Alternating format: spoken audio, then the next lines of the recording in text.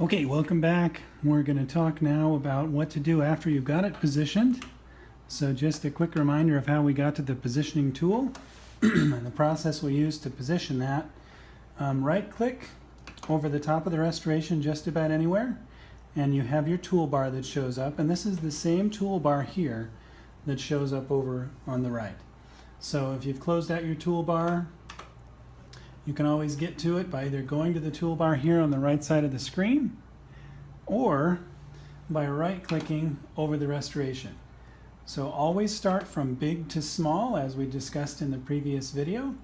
Design based on big to small. So you want to position it first, make sure that all of your contours are positioned nicely, and then do all your final editing and precise manipulation after that's all done.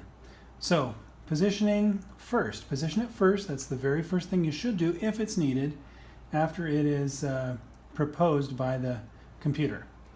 So let's just say we love this position. I love where it is, and I have no concerns about the position and the location. Then I will go ahead and do the next step, which for me normally is, again, right-clicking to get my menu bar, using the anatomical shape tool. So the anatomic shape tool is a very nice tool because it allows you to select big portions of the tooth or small portions of the tooth, and it kind of snaps to each of those different areas in the tooth. So you can see as I hover over the tooth, different areas are highlighting as I'm moving around. So here we've got the mesial facial cusp, distal facial cusp, distal lingual, palatal, the entire tooth, central groove,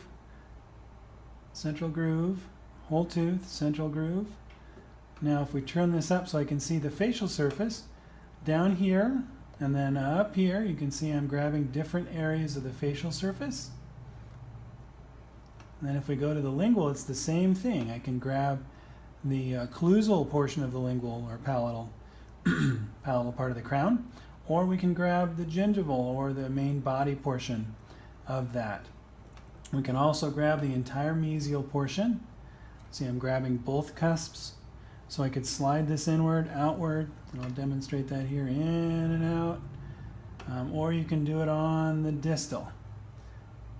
Same thing here. I'm moving the whole distal portion of the tooth.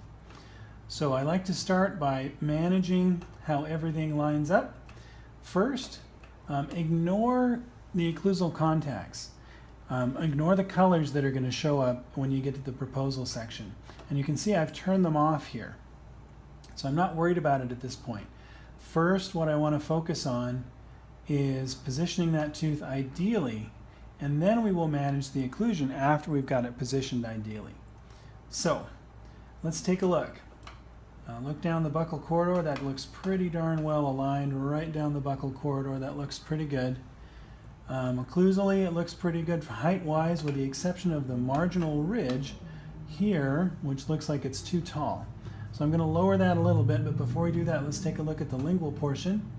Now you can see, if I zoom out, the palatal portion, these, where the gingival areas are more flat, whereas this has a very rounded embrasure emergence profile from the gingiva.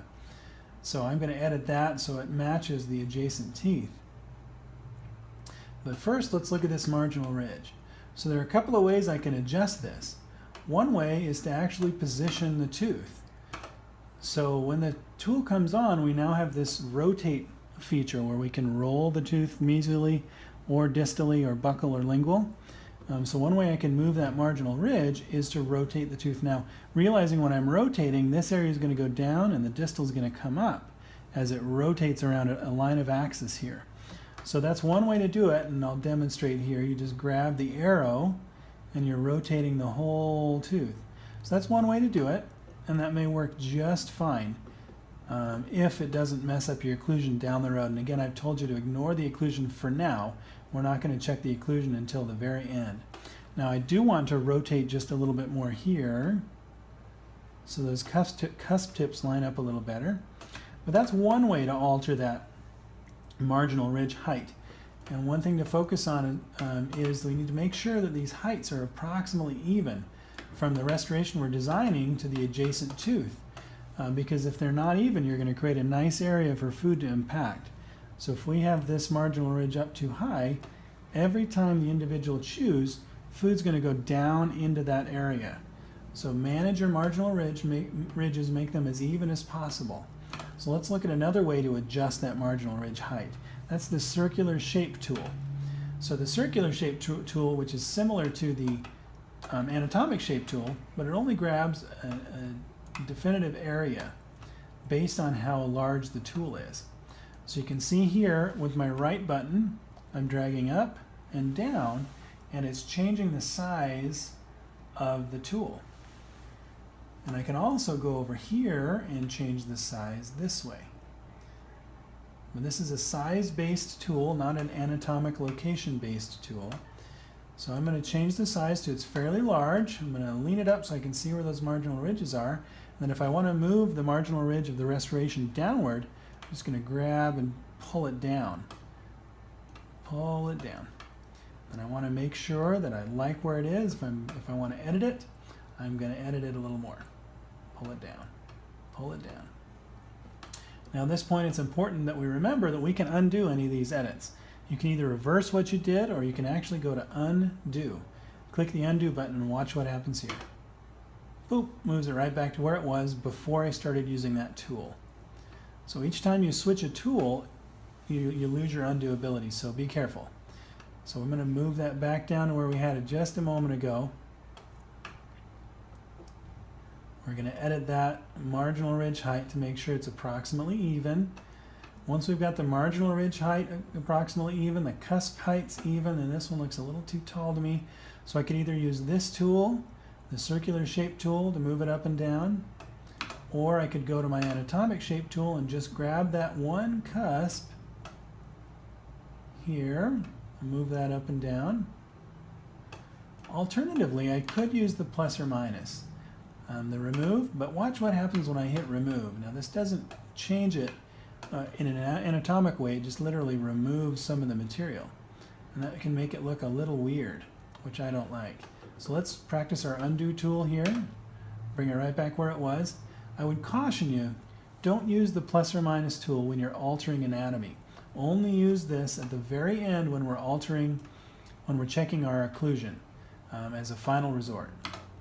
I would caution you, I'd recommend using these two tools most of the time after you've done your position and rotate. Use these two tools, smooth any areas you need to smooth, and then at the very end, to make your occlusion just right, use these tools sparingly. But let's move these cusps down, which I like to use the circular shape tool. This mesiofacial cusp, it's a little too high. I'm going to drag that down a little bit. There we go, that's looking better. We'll pull this one down just a little. Now pay attention to your arrows here. Personally, I only ever use this 2-directional arrow. I hate the 4-directional. This confuses me. Let me turn it on and I'll show you what happens here. So basically I now have the ability to move the tooth in any of 4 directions.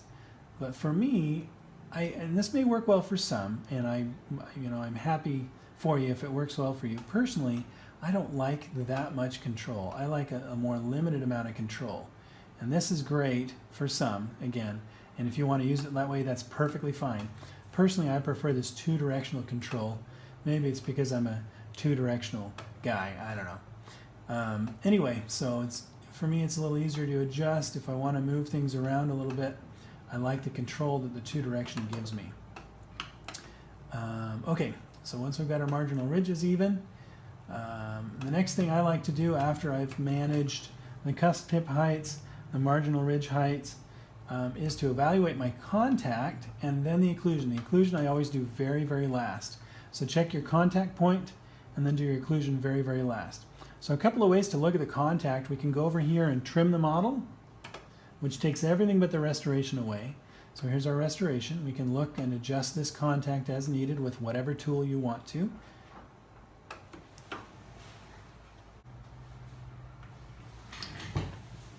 So evaluating the contact point, we have several ways of adjusting it. This is one way to get to it, is by trimming the model, on or off. One thing that I like to do so that I can see more accurately where that contact is hitting is by turning the jaw, whichever arch we're working on, making that more translucent by dragging the slider down. So that accomplishes the same thing as trimming the model, but it allows us to see a ghost image of the adjacent teeth.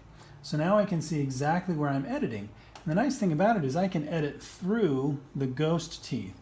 So I can turn my tool on, and here I've still got the circular shape tool selected. I can turn my tool on, and now I can edit this contact through the adjacent tooth. So I can see a little bit better where those contacts are. Use a little bit of the smooth tool. This is my preferred way of editing the tool, or editing the contact, because it gives me a little bit more visual reference as to where that contact point is, how high, how low, and the size. Personally, my preferred contact size depends on the tooth. Molars, posterior teeth, generally speaking, should have a much larger contact. Not a point contact, you want an area contact. And I like to leave a little bit of yellow because I want to adjust that contact just a little bit in the mouth. So if there's a little bit of yellow after it's fired, if you're firing it, and polished, you've still got a little extra contact to deal with, so you can adjust it, tap it in the mouth. The computer, based on our parameter discussion from before, will propose that contact based on the number that we have set up in the restoration parameters. So that's only for proposal purposes. I could increase my settings in the parameters to propose a contact that is heavy, heavy red if I wanted to, or no contact whatsoever, and then go back in and edit it. For me, usually it gives me a little bit of green and I go in and increase the contact pressure. Certainly you could go in and change those parameters so that it gives you less of a contact or more of a contact depending on your preference, and save a little time. But I find after I position the tooth, it almost always alters that contact, so I just kind of ignore what it proposes and build or remove that contact to what I want it to be. So, final double check, make sure you like where the contact is, buccal the lingual where the position is in relation to the contact, and occlusal gingival how high it is, and then the size. And always remember that molars and premolars should have contact areas, not contact points. We want an area where the teeth are contacting, because as we chew there's a lot more force, and it's much easier to force that down in between the teeth.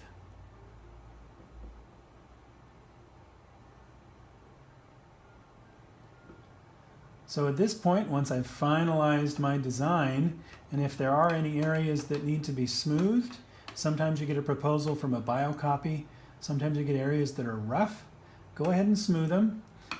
Again, right click, give you your smooth tool. Same thing here, I can change the size of the smooth tool over here with this slider, or I can right click and drag up and down, and that accomplishes the same thing. One other interesting tool, nice tool that they have with our smooth, our plus, and our minus tool is the strength. I usually leave mine at 100%. Some docs like to adjust this down depending on what you're doing, how sensitive the area you're adjusting is. You may want to decrease the sensitivity so that you don't crazy, adjust it in a crazy way. But always remember, if you make a mistake, you can undo it before you move to the next tool. So don't hesitate to do what you need to do. If you do it wrong, undo it before you move to the next tool. All right.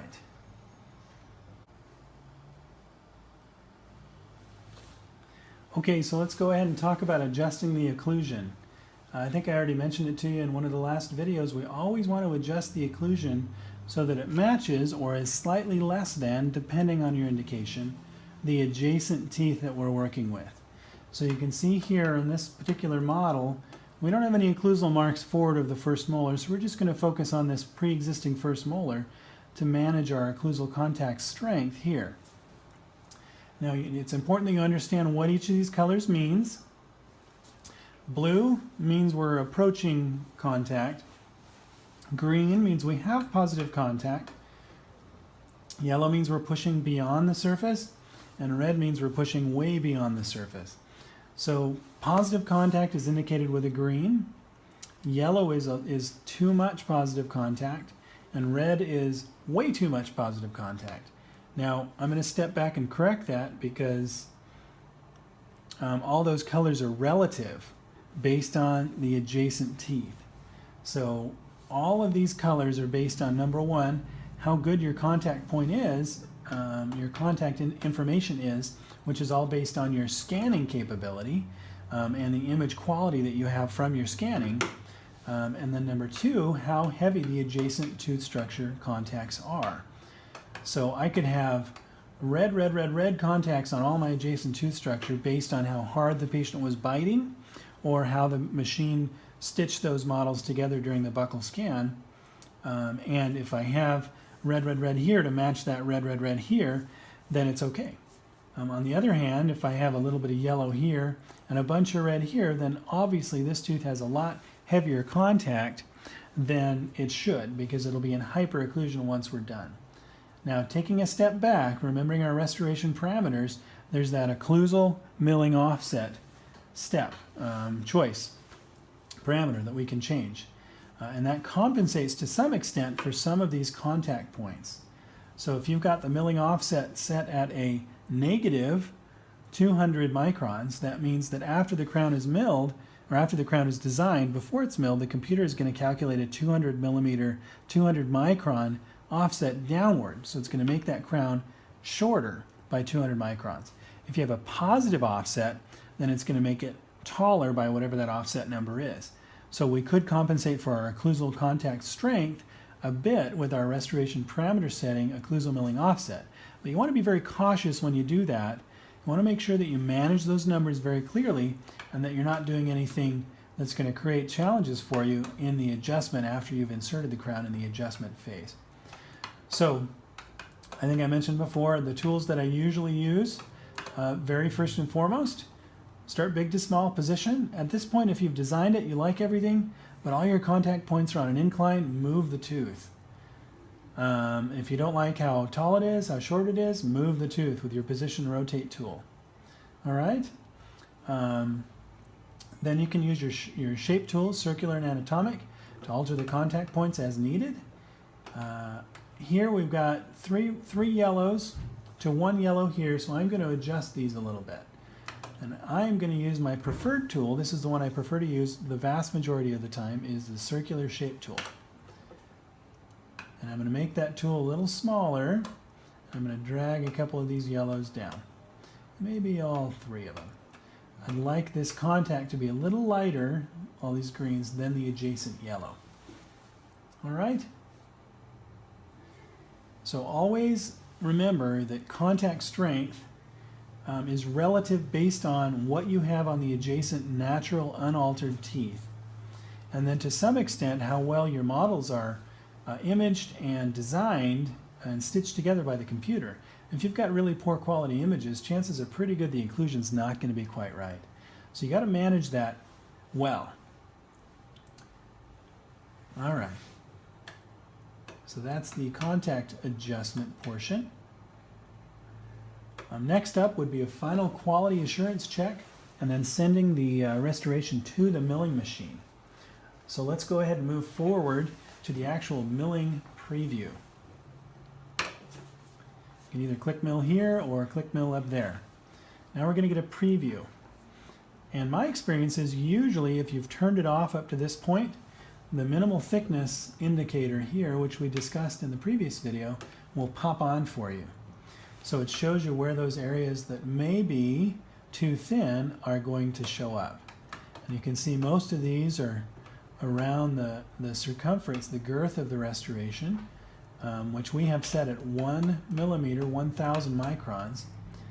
So in my mind, with a little bit of blue, small amount of blue in certain areas around the circumference of the restoration, it's not a big deal.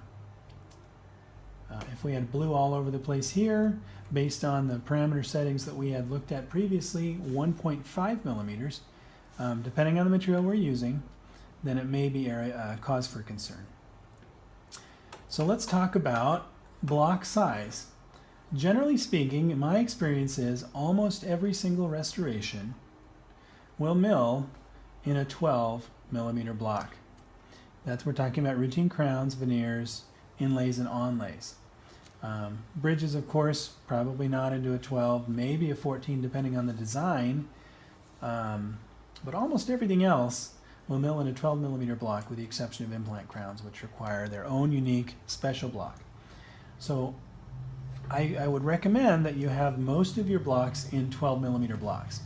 Usually they're cheaper, but if they're not cheaper, one of the significant benefits is it's less wear and tear on the machine, number one, and number two, they tend to mill a lot faster. You don't, without clicking fast mill, they still mill faster because there's less ceramic for the machine to mill through. So I would suggest using 12 millimeter blocks as much as is possible because they mill faster and it's less wear and tear on the machine. So let's take a look at 12 millimeter block here. So you'll notice sometimes, and I'm going to edit this and I'll explain what I'm doing here in just a second. Sometimes when you put it in a 12 millimeter block, the machine will not like your positioning. And here it fits no matter what orientation. So one thing I'll caution you to do is always evaluate. There's a little bit of red there, but always evaluate the position of the restoration in the block. Because if you have a 12 millimeter block loaded and the machine defaults to 12, or defaults to the last one, if you have a 12 selected and a 12 millimeter block loaded, and you get to this milling stage, and you have red sticking out, that's an area that's not going to mill, obviously. So we have to reposition, we have to move the restoration in the block. All right, two ways to do that. All right, we can use our tools again. So a couple of ways to move the restoration in the block. First way would be to get to your tools over here and select whichever tool you wanted to, either the position and move tool, or you can right click over the restoration and get that same tool. All right? So what we need to do is make sure the crown or whatever restoration we're doing fits in the block. So it's obvious we need to move the block a little bit. All right, so we can move the block around the restoration. All right? So what I'd suggest is try to get it as close to the edge as possible without any red sticking out. Now watch what I'm going to do. I'm going to actually move the sprue and it should pop that red to within the block. And you'll notice that the machine automatically moved the block when I rotated the sprue. All right, and there's no red hanging out of there. So position it, adjust the sprue, and most of the time it'll actually match where the end of the block is. So, but if you get that proposal, rotate, usually it's rotate the crown, because if you notice the mesial to distal width is narrower than the buccal to lingual width, right? So almost always, and it's not every case, but almost always, and I'd say in my experience about 95% of the time, 95% of the time, a large crown, first molar crown, will still fit in a 12 millimeter block. Now if you've got a really tall restoration based on, you know, giant teeth or lots of recession, then you'll probably need a 14 or even a larger block. But again, going back to what we just talked about, 12 millimeter blocks tend to be cheaper, they mill faster, and it's less wear and tear on the machine. So there's a lot of benefit to having a large stock of 12 millimeter blocks, which you draw from regularly. Now, if we need to go to a 14 because of the size, that's perfectly fine. But I would suggest and encourage you to always try and fit your restorations into a 12 millimeter block, because it will tend to save you money down the road because of the less wear and tear, the time it takes to mill the restoration, and the fact that they're a little cheaper in the long run. All right, so assuming we like the positioning, the next thing we're going to hit is start milling. Let's talk about this over here. So fast mill, in my experience, yields a less accurate restoration. Oftentimes we will default to the fast mill, meaning the doctor who's milling or designing or doing the crown or restoration will select fast mill, primarily because they feel like it goes faster, and it does. But the way that it goes faster is by pushing harder on the restoration, on the block, the ceramic block.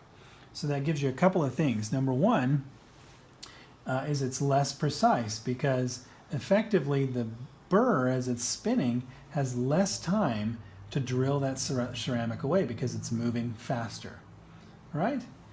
And number two, it will tend to wear out your burrs much faster, and which also translates to more wear on the burr assemblies on either side. So in the long run, is it worth running all of your restorations through fast mill? I don't think so. I think the drawbacks to fast mill all day, every day are significant, even though it's going to save you a minute or two or three or four or five with each restoration. I don't think it's worth it in the end, unless you're in a pinch, you're in a bind, and you have to save 4 or 5 minutes. I think you're better off in the long run running everything on fine mill because it's more precise. The machine is not stressing the burrs or the burr assemblies, the motors, and in the end the restoration is a little more precise.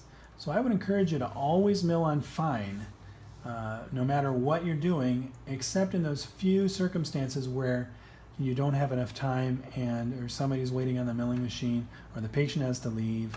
Then you can run it on fast. But there are just a lot of benefits to leaving it on fine, even though it's going to take you a few more minutes. My experience over the past decade, especially with a 4.0 software update, is that when you mill it on fast, you tend to have to do intaglio surface adjustments, either that or adjusting edges in the crown on the tooth itself before you're bonding the crown. I feel like fine mill tends to yield a better prepared intaglio surface of the crown. All right, so that is milling. In another video, I talk about some of the restoration, the material choices, and depending on what material you're using, that will dictate how fast the machine mills. It's all pre-calculated inside the machine, and how precise the machine can be with regard to the milling process. So choose your materials wisely, make sure you do your research, and make sure you know pluses and minuses of all those materials. If you have any questions, please email me, send me a message either through the YouTube or directly through Facebook. All right, thanks. Oh, don't you